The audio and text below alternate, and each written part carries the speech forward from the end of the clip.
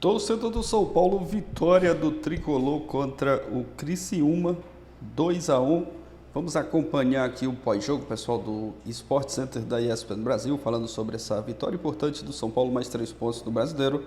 Deixa aquele like para estar fortalecendo, se não é inscrito, se inscreva, mas agora bora pro vídeo, galera. Isso, o São Paulo venceu 2-1, dois tempos bem diferentes, enfrentou, recebeu o Criciúma, vinha numa sequência ruim, o São Paulo, o Criciúma estava numa retomada, porque antes daquela pausa, em função de toda a tragédia no Rio Grande do Sul, o Criciúma estava bem. Aí teve a pausa, voltou mal e já estava aquecendo de novo as turbinas. Eu estou aqui com o Gustavo Zupac. A gente vai colocar os melhores momentos e discutir. É isso? Foram dois tempos bem diferentes, Zupac? Tudo bem? Foram, Mota. Boa noite, uma boa noite ao fã de esportes. Acima de qualquer coisa, o São Paulo voltou a vencer e isso foi importante.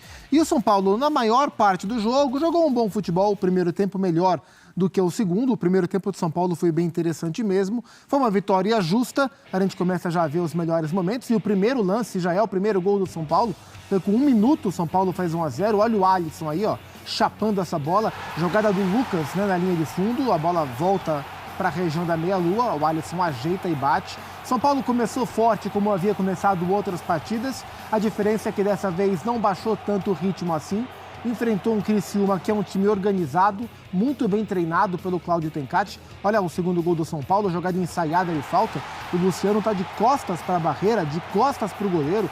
E é para ele que o Lucas rola, ele gira e bate muito bem para fazer o 2-0 para o São Paulo. O Tricolor mandava no jogo a essa altura e aí começou a se sentir bastante confortável na partida e foi administrando, né? Teve ainda chances para fazer o terceiro, não foram tantas, mas teve.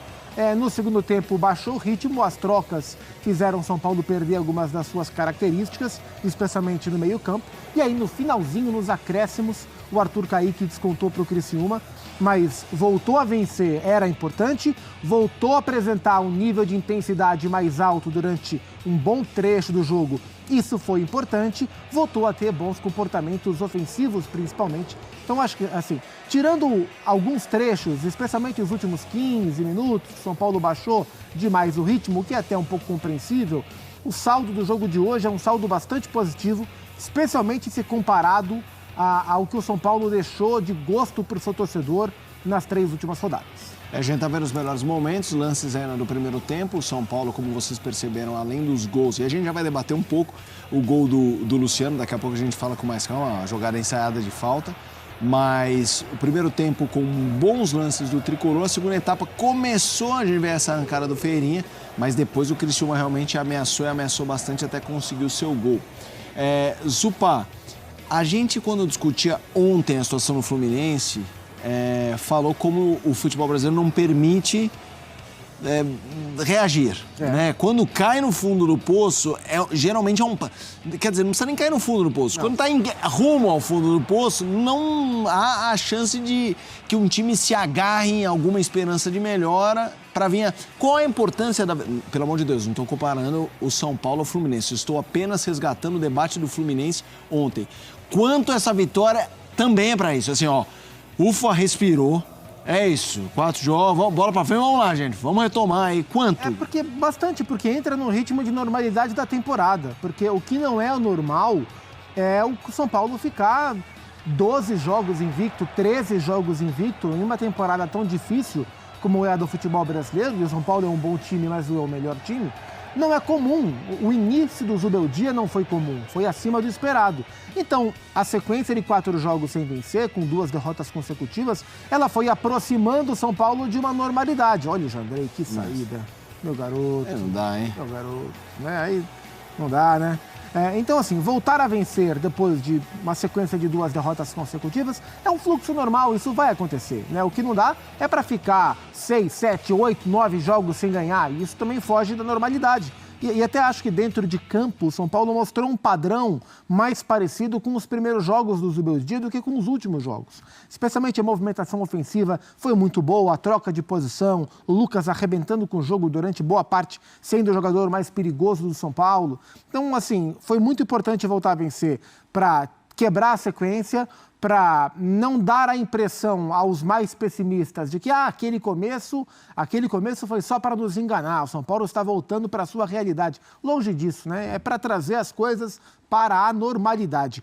Não tem, assim, não é o fim do mundo o São Paulo ficar 4 jogos sem ganhar depois da sequência que teve. Não é o fim do mundo um técnico recém-chegado ao futebol brasileiro, com desfalques, com calendário apertado, perder 2 jogos consecutivos. Isso acontece. E a vitória de hoje vai devolvendo o São Paulo ao ritmo normal. A gente tem bastante coisa para debater aqui no Sport Center, Fã de Esportes. Para falar desse São Paulo, já vou pegar também a classificação para apresentar o que significou essa vitória para o tricolor paulista. O São Paulo agora é o 7º, tem 18 pontos. Está realmente tudo bastante equilibrado. São Paulo tem o Bahia pela frente do Rogério Ceni. Bahia que é o vice-líder, empatado em pontos com o Flamengo. Eu acho que um tema importante para a gente debater aqui é a trajetória desde que o Zubeldia chegou da questão ofensiva. Porque logo que ele chega, o Luciano embala um monte de gol, que o Zubeldia até fala sobre isso, como ele queria usar o melhor dos seus jogadores, mas naquele momento o Lucas estava machucado. Exato. Volta o Lucas, e aí o Lucas volta não a plena forma, mas já está embalando, ele já está tendo jogos. E aí fica aquela coisa... solução de compromisso. Onde comprometer a melhor performance do Lucas de posicionamento para ter o Luciano em campo.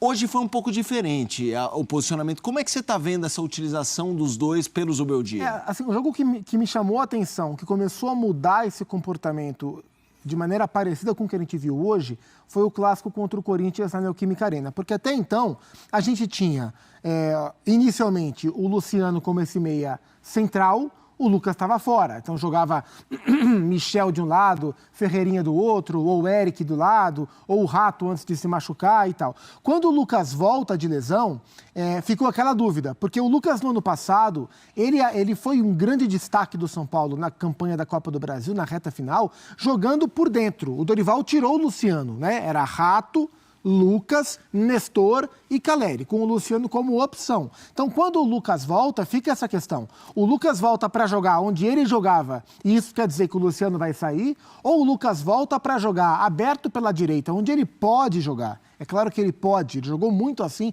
ao longo da sua carreira, mas jogando como um ponta pela direita, ele tem a sua área de atuação mais restrita e ele vai ter, com certeza, alguém que vai marcá-lo de perto e vai tirar o espaço. E se você tira o espaço para o Lucas correr, você mata o jogo do Lucas. Então, o que fazer? Encaixar os dois, sacrificando o Lucas para potencializar o Luciano, que vinha muito bem, ou fazer o que o Dorival fez, abrir mão do Luciano. Porque abrir mão do Lucas não vai abrir mão, claro que não. E aí, nos primeiros jogos em que ele tentou encaixar os dois, o Lucas, de fato, ficou mais preso à direita. Eu me recordo do confronto contra o Inter. O jogo foi no Orlando Scarpelli, se eu não me engano. Foi em Criciúma. Foi no Heriberto Rilse. Scarpelli foi Inter e Corinthians. O jogo em Criciúma foi assim. 0-0, né? 0-0. Lucas pela direita, sem conseguir jogar. No segundo tempo, na reta final do segundo tempo, ele tira o Luciano e bota o Lucas no meio. O Lucas vai pro meio, cria 2 grandes chances. São Paulo quase vence o jogo. Era ali que ele tinha que jogar. E aí, contra o Corinthians, ele consegue encaixar os dois, deixando o Lucas pela direita, mas não preso. O Lucas fazendo um movimento de pêndulo, sai da direita, vem para dentro. Foi assim, inclusive, que ele tabelou com o Caleri para fazer o primeiro gol do jogo na Neoquímica Arena, logo com 3 minutos. E esse comportamento foi repetido hoje, por exemplo. O Lucas, ele parte da direita, mas ele vem bastante por dentro, que é onde ele corre. E o Luciano, na hora desse movimento, ou faz a diagonal ou encosta mais no Caleri. Então, acho que ele conseguiu equilibrar nesses jogos, ele vem conseguindo equilibrar o lugar do Lucas jogar. Isso é importante. O lugar do Lucas jogar. O outro ponto da história é, desde que o Lucas voltou, o Luciano não joga o seu melhor futebol, né? Aquele Luciano que a gente viu no início da era Zubeldia, como protagonista do início da era Zubeldia, a gente não tem visto. Hoje ele fez um belíssimo gol, mas foi um gol de falta. O jogo jogado do Luciano não encontrou o mesmo nível ainda, mas ele me parece que encaixou os dois na equipe, especialmente trazendo o Lucas muito por dentro no corredor central, onde ele hoje, mais uma vez, fez um grande jogo. Temos o Eduardo Afonso chegando do Morumbis, depois da vitória do São Paulo 2-1 para cima do Criciúma. Meu amigo Eduardo Afonso, a vitória veio, o São Paulo ganha 3 pontos e acalma um pouco o clima por aí. Boa noite para você, Edu.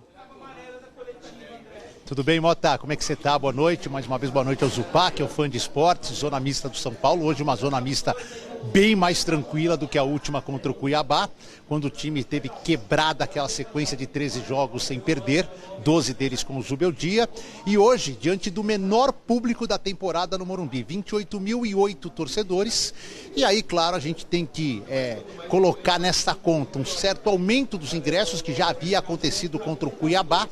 Em todos os setores e principalmente nos setores mais populares, houve um reajuste que a torcida não comprou. Também o fato do São Paulo nas 2 últimas partidas ter perdido e ter despencado na tabela, né? Saiu de quando começou essa sequência de 4 partidas, o São Paulo brigava pelo G4. E hoje começou a rodada na 12ª colocação, a última que classifica para a Sul-Americana do ano que vem. Porém, esse campeonato tão equilibrado, 3 pontos, uma vitória, Mota e Zupac, o São Paulo deu um salto na tabela, foi parar na 7ª colocação, a primeira da Sul-Americana, encostadinho no 6º lugar. E tem uma sequência agora que eu diria que é muito complicada. Tem o Bahia de Rogério Ceni no próximo domingo aqui e Rogério Ceni não terá oportunidade de enfrentar no campo Zubeldia. Zubeldia recebeu o 3º cartão amarelo, já havia sido advertido contra Cruzeiro e Internacional, jogo que o Zupac citou agora há pouco, e hoje, logo no começo, São Paulo já vencia por 1-0, tomou um cartão amarelo, que é o seu 3º, ele cumprirá automática, a primeira dele em 15 partidas de São Paulo, no jogo do próximo domingo, justamente contra o Rogério Ceni, aqui no Morumbi. Depois o São Paulo vai a Curitiba pegar o Furacão no meio da próxima semana, recebe o Red Bull Bragantino no outro final de semana no Morumbi e pega o Atlético Mineiro em Belo Horizonte. É esta a sequência dos próximos 4 jogos do São Paulo. Boas notícias que dos pendurados ninguém recebeu o 3º cartão amarelo, a preocupação era principalmente com o Caleri. Os outros, o Nestor estava fora do jogo, o Diego Costa estava no banco, então a preocupação era com o Caleri, não recebeu.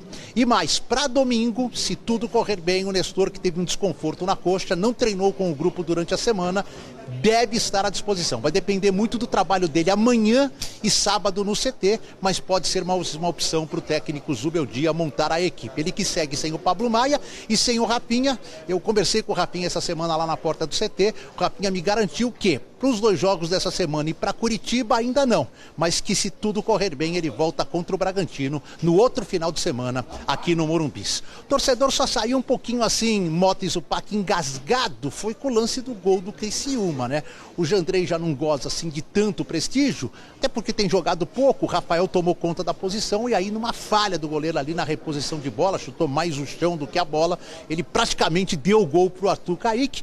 Bom para o São Paulo, que já eram 47 do segundo tempo, não houve tempo do Criciúma pressionar em busca do gol de empate. Criciúma que tem um Internacional em casa domingo e que perdeu Marquinhos, Gabriel e Ronald, os 2 com o 3º cartão amarelo para essa partida. Perdeu também uma sequência de 3 jogos sem perder na competição. Tô por aqui, Mota. A gente tem uma câmera lá na coletiva do Zubeldia que fala daqui a pouquinho e eu sigo com a nossa equipe aqui na Zona Mista para te chamar a qualquer momento quando passarem os personagens de São Paulo e Criciúma. Valeu, Edu. O espaço é todo seu. A gente estava, enquanto o Edu falava, mostrando os melhores momentos. É curioso porque o Alan Franco faz 2 defesas. Tem torcedor do São Paulo brincando, bota no gol. Vamos colocar o gol. É uma infelicidade, curiosamente, de uma... talvez um ponto forte do Jandrei. O Jandrei é bom com os pés, né? Uma reposição boa, reposição longa dele. Exato. Boa, né? Aí ele tá naquele jogo que beleza, 2 clean sheet. Não vai ser vazado.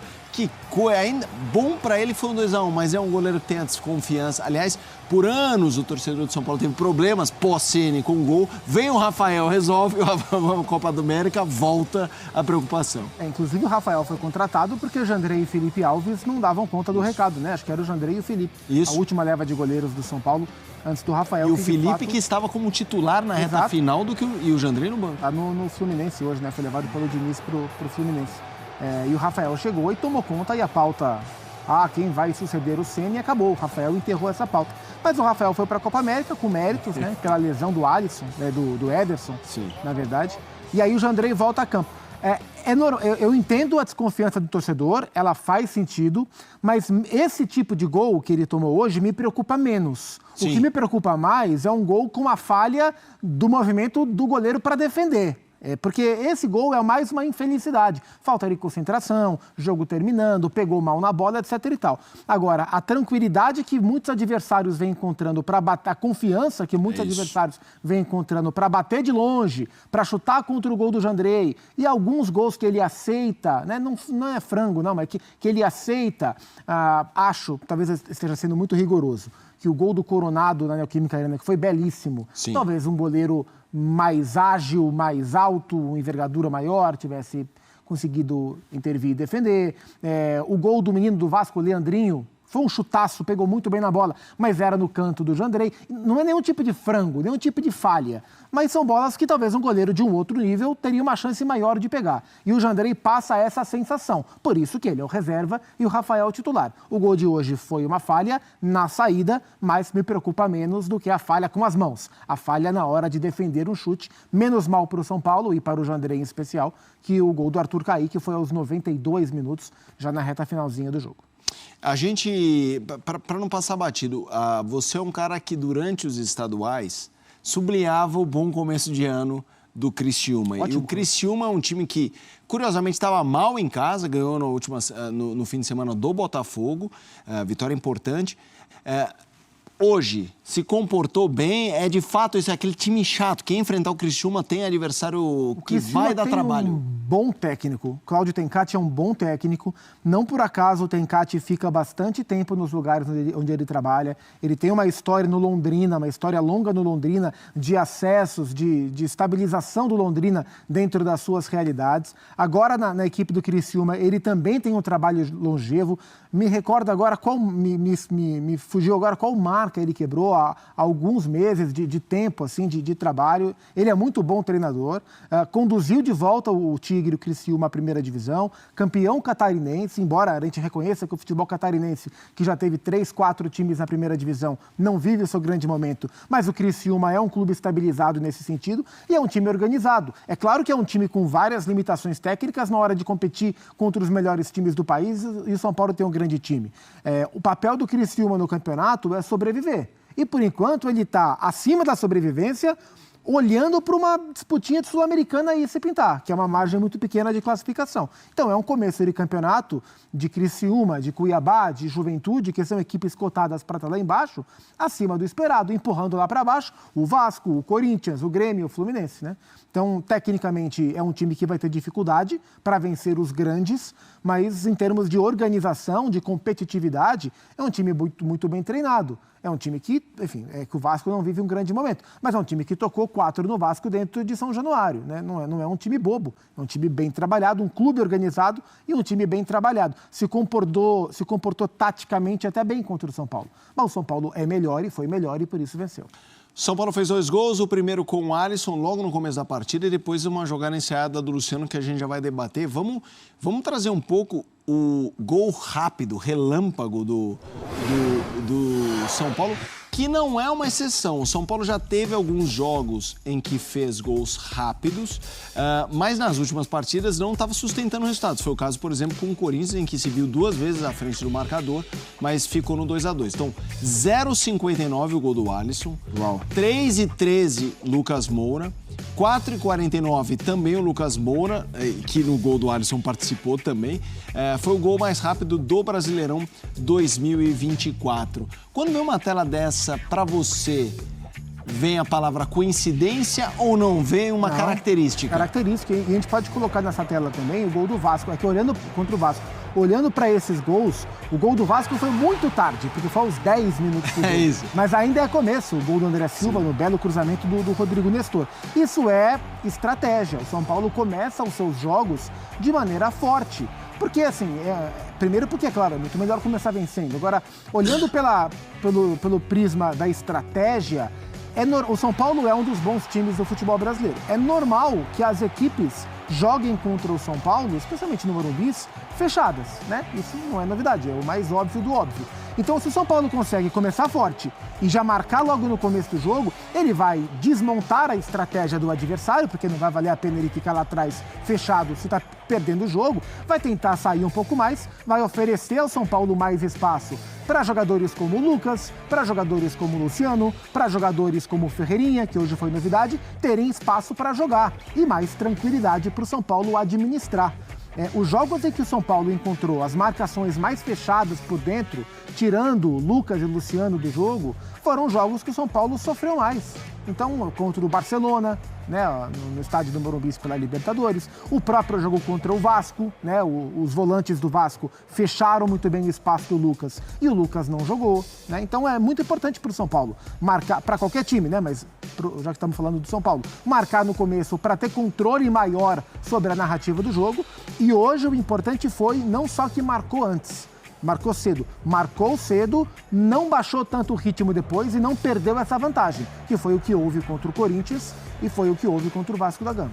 Galera, é isso, vitória importante do São Paulo contra o Criciúma, mais 3 pontos no Brasileirão. São Paulo se recuperando no Brasileiro, vinha de 2 derrotas seguidas no Brasileirão e hoje conquistou esse resultado muito importante. Fez um gol muito cedo com o Luciano, depois marcou mais um. Desculpa, o primeiro gol foi do Alisson, o segundo do Luciano. Uma vitória importante ali na reta final já. O Criciúma conseguiu descontar. Até achei que o São Paulo iria vencer com um placar maior, mas foi uma vitória importante, né? 2-1, uma vitória para dar confiança moral para a sequência dos próximos jogos. O time se recuperando também do Brasileiro, vinha aí de 4 partidas sem conseguir vencer e hoje conseguiu esse resultado muito importante contra o Criciúma. O time tomou uma pressão ali no finalzinho, mas o importante foi que venceu, mais 3 pontos no Brasileiro. Agora é se preparar para a sequência dos próximos jogos. Estava precisando, né, dessa vitória para retomar a confiança e o caminho das vitórias também, né? O Zubeldia começou muito bem o trabalho no São Paulo, mas estava vindo, né, de 2 derrotas seguidas. Hoje conseguiu se recuperar. São Paulo fez um bom jogo. Claro que ainda tem muita coisa para melhorar para a sequência, mas isso aí o Zubeldia vai corrigindo no dia a dia e nas próximas partidas, quem sabe, né, o São Paulo conquistar mais vitórias. Mas foi um resultado importante hoje, mais 3 pontos no Brasileirão. Deixa sua opinião aqui abaixo, deixa o like, valeu e até a próxima, galera.